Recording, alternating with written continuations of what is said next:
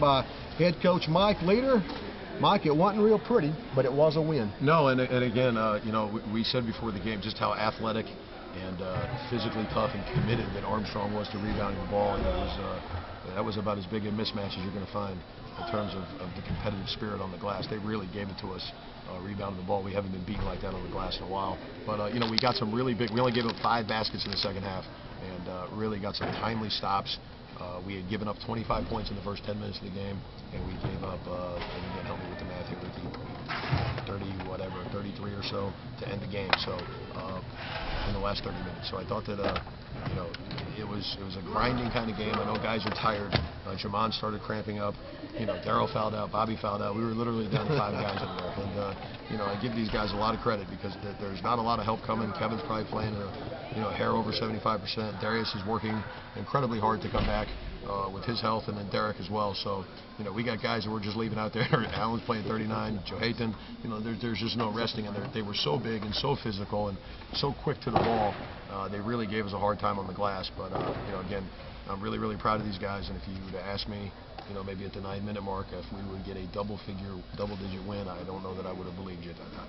And Mike, although we got out-rebounded 49-32, we held them to 35% shooting. Yeah, and again, it was the amount of time. I think that a lot, and I'll give, you know, Evans credit, Coach Davis. I think that their best offense is when they shoot it. And that they've got guys that are really committed to going to the offensive glass. And you look at the stat sheet, and it's, you know, 1, 2, 3, 4, 6 guys get multiple offensive rebounds. So it's not one guy doing all the damage. And I think that that's something that they really, really emphasize. I think that their commitment to it is tremendous. And there's not going to be many teams that are going to be able to rebound with them. Although Columbus State did the other night. But I'm just proud that these guys were able to hang in there as shorthanded as we are. Get to 14 wins, 6th win in the league, and just see how things can go again and continue this homestand. We've won the first 2. We've got 2 more to go.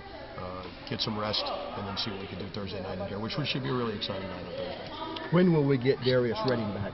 You know, Darius he's a hard worker in the training room. Darius is, you know, Darryl wouldn't talk to me for a couple of days because I wouldn't let him play against Montevallo. Darius is kind of getting that way with me now, so I'm not making a lot of friends by not letting those guys play. Darius desperately wanted to play tonight, and you know, we wouldn't even let him dress.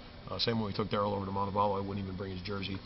So optimistically, you know, Darius thinks he would have played tonight. He thinks he's going to play Thursday. You know, Ricky, gosh, I'm looking at next Wednesday at Lander. They give him 9 more days off. You know, Derek, I don't know. He tried to play the other day and wasn't very effective. And, you know, his whole game is quickness, so I don't know what he's looking like either. And then, you know, now we got Jamon cramped. So Kevin's knee, hopefully a couple of days off will help him. So, hey, but that's part of it. And everybody's got guys dinged up, and we just got to find a way to keep winning and winning at home. And it's fortunate that we've got the home court here. We had a tremendous crowd tonight, really loud, really into it, and a really good night. You know, the women won in an exciting fashion. And I'll tell you this, I don't know how many people are listening out there, but Shatoria Hudson, who's going to have surgery tomorrow, she broke her hand in the game on Saturday and played tonight. They told her she could go ahead and play because it's not going to do any worse, and they just taped her up, and she went out there. She's going to have surgery tomorrow. Her season's over, and she went out there and played just tremendous basketball tonight. So I'm really, really happy for her, and I'm very happy for the women's team. They work awful hard, and it was good to see them rewarded in a great night. You know, for both the men and the women. Yeah, Shatori had 8 points in overtime with a broke hand. Oh, and it was, you know, you can see she's left-handed, but she's very effective with her right hand, and you know, God, she just to soldier it up like that. You know, I'd like to have a couple of our guys beat it, but she's having surgery tomorrow, and she said I'll play tonight, and it was a great win for them, and she was very emotional after the game, and it was really neat to see it pay off for them, and you know, a girl that's just worked so hard, had knee surgery last year, blew out her knee, and broke her hand last year, so she's got the trifecta of injuries, but I'm glad she had a good, you know, a good present going into surgery tomorrow. Mike, we play from behind all night, win by 12, 75-63. You look at the Peach Belt scoreboard today. Lander beat Young Harris by 1. Georgia College gave Georgia Regents Augusta their first loss by 1. This league's incredible. Yeah, it's you know, there's no nights off, and again, we talked about this, the premium of defending your home floor. And you look at a team like Georgia College that came in 2-5. And Augusta was undefeated. They got their best player back, and Harold Doby, who played the other day. And, you know, they walk out of Georgia College with a loss. So you never know how this is going to shake out. And all you can do is, you know, we tell our guys to put your blinders on and take care of what you got to take care of and don't look for help. And last year we did it the exact opposite. We were so far behind early, and, you know, we kept playing catch up, kept playing catch up. So You know, it's a competitive league. It's nothing, no score surprises you, and every time you win, you're very fortunate that you can put that one in the left-hand column and move on.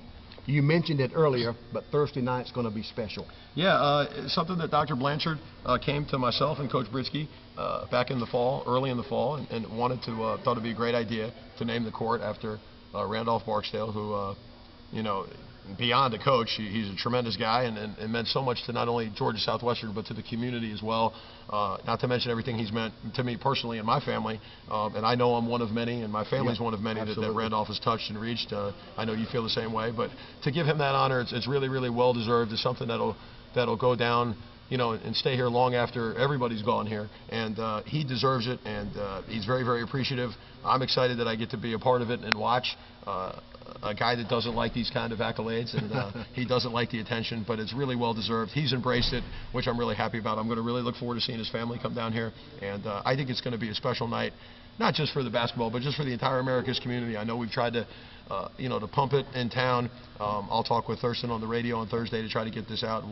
We'll use all the social medias, whether it's Twitter or Facebook, and you know, I just hope we can get a great crowd out here for a guy that you know, means more to this place than just basketball or just in his role, you know, right now as the interim athletic director. So it's going to be great. And to do it against North Georgia, where Randolph played, and our oldest rival. You know, it's funny. Every time we go up to North Georgia, when I go up there, a lot of the older folks that still come back and watch and that still know Randolph will come and ask me how he's doing. They'll all come parade down to the bench, and they'll ask if he's here, which he's never at the game, but they always ask if he's there. And then I always get tickled because Coach Ensley, his old coach, said that he signed Randolph as a shooting guard and he left as a pulling guard, so in reference to Coach's girth there at the end of his career. So I always get tickled when I hear that, but it's against North Georgia. It's one of the bigger rivals that we ever had in the NAI days. It's carried over to the Peach Belt, and it's where he played and graduated from, and it's going to be a special night. Mike, great win. Thank you, Ricky. Georgia Southwestern men's basketball coach Mike Leader.